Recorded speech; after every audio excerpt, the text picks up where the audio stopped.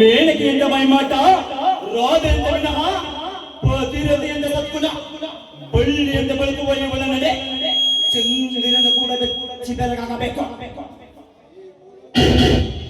ಅಂತ ಸೌಂದರ್ಯವತಿ ಇವಳು ಈ ಭೂಲೋಕಕ್ಕೆ ಚೊಚ್ಚು ಬಂದರ ಸೌಂದರ್ಯವತೆ.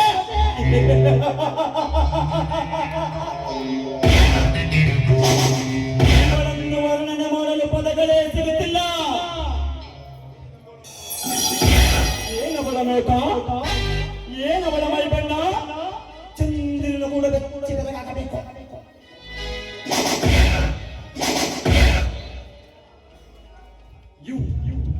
ಯಾರು ನೀವು? ನಿಮ್ಮ ಹೆಸರೇನು? ನಾನು ಯಾರಾದರೆ ನಿನಗೇನು? ನೀನು ಸುಮ್ಮನೆ ಇಲ್ಲಿಂದ ಹೊರಟು ಹೋಗು. ನೀನು ಈ ರೀತಿ ರಾವಣಂದರೆ ನೋಡಬೇಡ. ನಾನು ಗರುಡನ ಸೊಸೆ. ಎಚ್ಚರದಿಂದ ಮಾತನಾಡು. ಎಚ್ಚರ?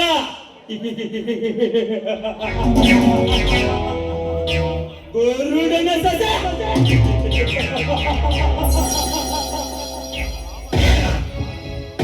ರಾವಣನ ನೋಟ. ರಾವಣ ಮನಸ್ಸು ಮಾಡಿದ್ದರೆ ಸೀತೆಯಿಂದ ಬಂದು ಸೀತೆಯನ್ನು ಮನ ಬಂದಂತೆ ತೆಗೆಸಬಹುದಾಗಿತ್ತು. ಆದರೆ ಆ ರಾವಣ ಸತ್ಯವಂತ ಕಣಲೆ.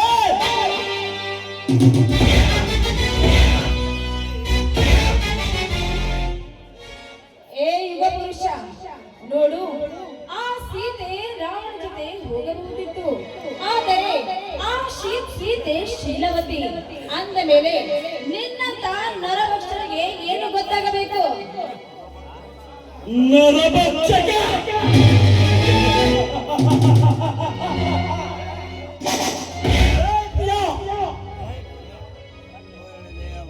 ಈ ಕಲಿಯುಗದಲ್ಲಿ ಸತ್ಯವಂತರಿಲ್ಲ, ಪತಿರತೆಯರು ಇಲ್ಲ. ಸುಮ್ಮನ ಕಾಮದ ಕಾಮ ತಿಳಿಸುವರೆ ಅತಿಲೋಕದ ಸುಂದರೇ.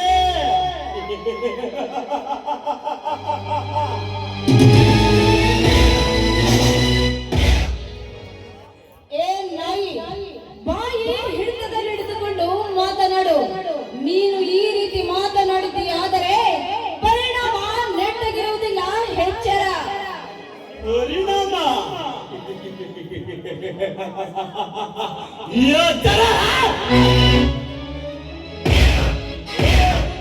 ಕೋಮಲೆ, ಈಗ ಎಚ್ಚರ.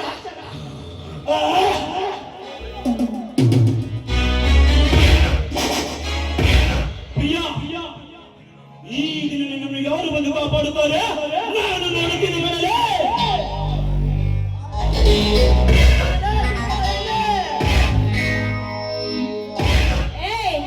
ಕೈ ಬಿಡಲೇ ಕಾಮ ಪಿಚಾಚಿ. ನಾನು ಮೋಹನನ್ನು ನನ್ನ ಪ್ರಾಣಕ್ಕಿಂತ ಹೆಚ್ಚಾಗಿ ಪ್ರೀತಿಸುತ್ತಿದ್ದೇನೆ. ಆದರೆ ನಿನ್ನಂತ ಕಾಮುಕರಿಗಲ್ಲ. ಕಾಮುಕ?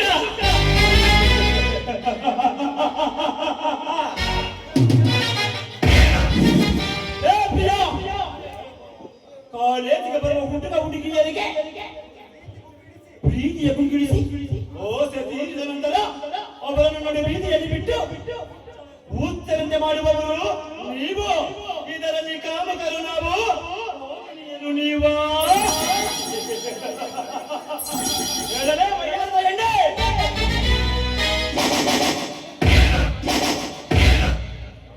ತಂದೆ ತಾಯಿಯ ಜೊತೆಯಲ್ಲಿ ಬಾಳುವ ಮಗನನ್ನು ಮನೆಯಿಂದ ಹೊರಗೆ ತಂದು ಬೇರೆ ಜೀವನ ನಡೆಸುತ್ತಾರಲ್ಲ ನಿನ್ನಂತ ಕರೆದಿಯರು. ಅವರಿಗೆ ಏನಂದು ಕರೆಯುತ್ತದೆ? ಎಲ್ಲೇ ಕಾಮನ ಪಶುವೆ.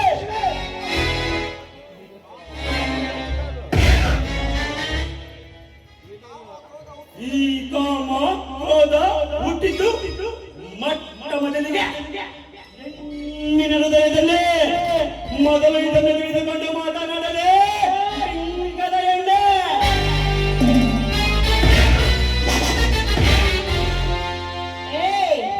ಒಂಟಿ ಹೆಣ್ಣು ಸಿಕ್ಕಿದ್ದಳೆಂದು ಈ ರೀತಿ ಬಾಯಿಗೆ ಬಂದಂತೆ ಮಾತನಾಡುತ್ತಿರುವೆಯಲ್ಲ, ನೀನೊಬ್ಬ ಕಾಮ ಪಿಚಾಚಿನೇ ಇರಬೇಕು.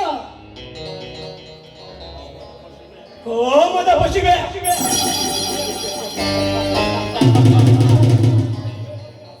ಲೇ ಪ್ರಿಯ, ಮಾತಿಗೆ ಮಾತು ಬೆಳೆಸಿ ಸಮಯವನ್ನು ಹಾಳು ಮಾಡಬೇಡ. ಬಾಪಿಯ ದೇವತೆಗಳನ್ನು ಹಾಸನ್ನು ಈಡೇರಿಸಿ ಬಾರೆ.